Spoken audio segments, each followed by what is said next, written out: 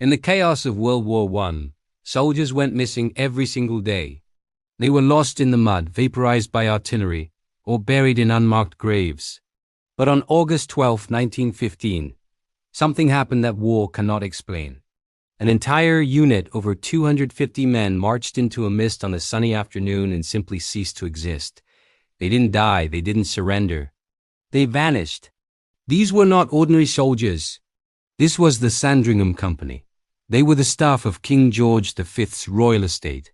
Gardeners, butlers, and grooms who enlisted together to follow their leader, Captain Frank Beck, the king's own land agent. From the manicured lawns of the palace, they were thrust into the hell of Gallipoli.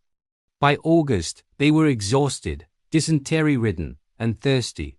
But they were about to be ordered into a suicide mission, the attack on Hill 60. The attack began in the afternoon heat. As the artillery pounded the Turkish lines, the Sandringham men advanced. But blocking their path was something that shouldn't have been there. 3 witnesses from the New Zealand field engineers, Rieckhart, Newbury, and Newman, watched from a high vantage point. They reported the sky was completely clear, except for a group of strange, loaf-shaped clouds hovering over the hill. They described the main cloud as solid-looking, about 800 feet long, and sitting directly on the ground. And here is the chilling detail. A strong wind was blowing from the south, but this cloud remained perfectly stationary. Captain Beck led his men forward. The witnesses watched in disbelief as 267 men marched straight into the grey mass.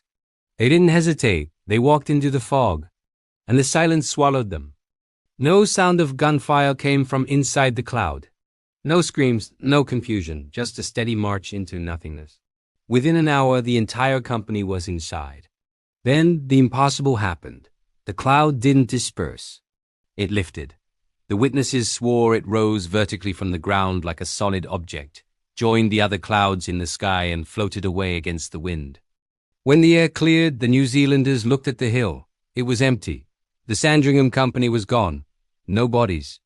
No weapons, no trace. When the war ended, Britain demanded their return, assuming they were prisoners of war. The Turkish government replied, "We never captured them. We never saw them. We didn't even know they were there." It was NT until 1919 that a grave registration unit found a mass of bones in a nearby ravine.